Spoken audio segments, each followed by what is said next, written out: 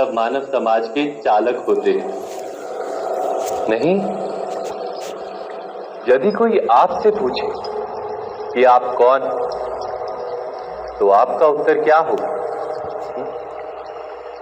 विचार कीजिए।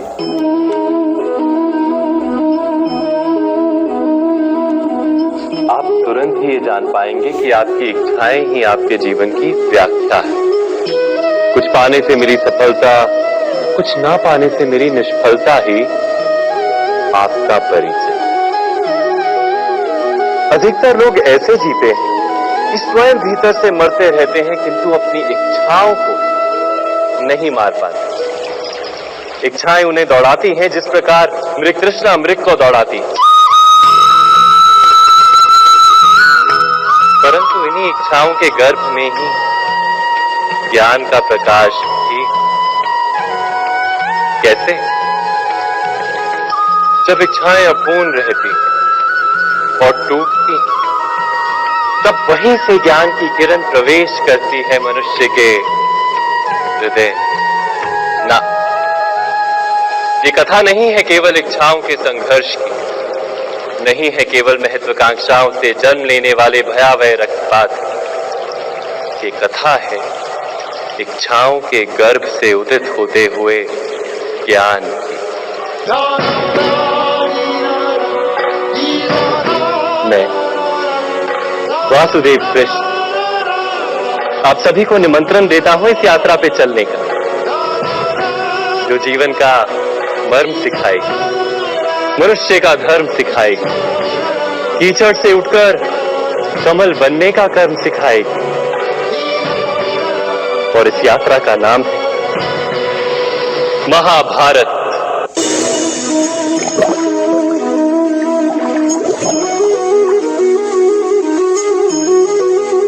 इस संसार में आने वाला प्रत्येक बालक संपूर्णतः संस्कार रहित होता है। उसके अंतर पर ना किसी अच्छे संस्कार के चिन्ह अंकित होते हैं, ना ही बुरे संस्कार के। अर्थात जन्म से बालक में ना कोई गुण होता है और ना ही कोई दोष। तो ये दोष अथवा गुण किस प्रकार प्राप्त होते हैं? क्या हमने कभी विचार किया है?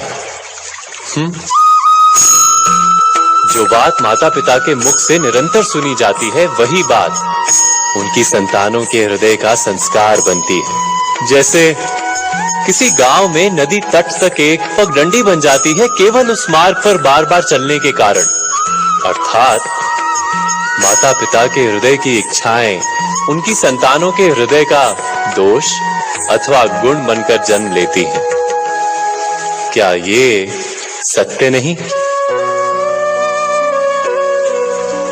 पर फिर भी जब उनकी संतानों में कोई दोष दिखाई देता है, तो माता पिता आश्चर्य और दुख से भर जाते हैं। माता पिता का हृदय ये प्रश्न करता है कि उनकी संतानों में ये कुसंस्कार आए कहां से?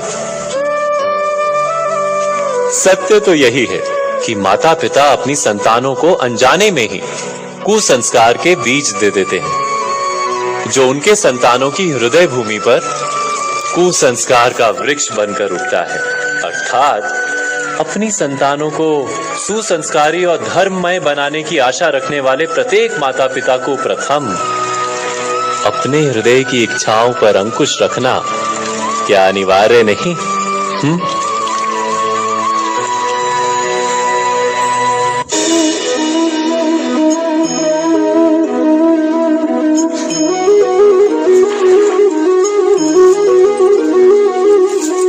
पिता सदा ही अपने संतान के सुख की कामना करते, उनके भविष्य की चिंता करते रहते।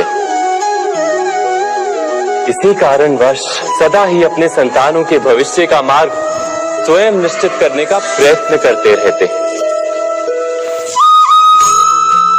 जिस मार्ग पर पिता स्वयं चला है, जिस मार्ग के कंकर पत्थर को स्वयं देखा है, मार्ग की छाया, मार्ग की धूप को स्वयं जाना है, उसी मार्ग पर उसका पुत्र भी चले, यही इच्छा रहती है हर पिता की। निस्संदेह उत्तम भावना है ये, किंतु 3 प्रश्नों के ऊपर विचार करना हम भूल ही जाते हैं। कौन से प्रश्न? प्रथम प्रश्न, क्या समय के साथ प्रत्येक मार्ग बदल नहीं जाते? क्या समय सदा ही नई चुनौतियों को लेकर नहीं आता? तो फिर बीते हुए समय के अनुभव नई पीढ़ी को किस प्रकार लाभ दे सकते हैं? दूसरा प्रश्न, क्या प्रत्येक संतान अपने माता पिता की छवि होता है? हाँ, संतानों को संस्कार तो अवश्य माता पिता देते हैं, किंतु भीतर की क्षमता तो ईश्वर देते हैं। तो जिस मार्ग पर पिता को सफलता मिली है, विश्वास है कि उसी मार्ग पर उसकी संतानों को भी सफलता और सुख प्राप्त होगा। तीसरा प्रश्न, क्या जीवन के संघर्ष और चुनौतियां लाभकारी नहीं होती? क्या प्रत्येक नया प्रश्न एक नए उत्तर का द्वार नहीं खोलता?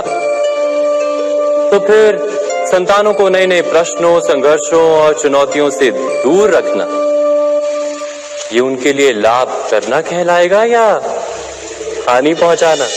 अर्थात जिस प्रकार संतान के भविष्य का निर्माण करने के बदले उसके चरित्र का निर्माण करना श्रेष्ठ है, वैसे संतानों के जीवन का मार्ग निश्चित करने के बदले उन्हें नए संघर्षों के साथ जूझने के लिए मनोबल व ज्ञान देना अधिक लाभदायक नहीं होगा?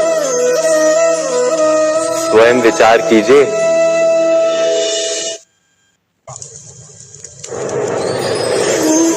पूर्वजों की इच्छा, आशा, महत्वाकांक्षा, क्रोध, बैर, प्रतिशोध, यही सब आने वाली पीढ़ी की धरोहर बनते हैं।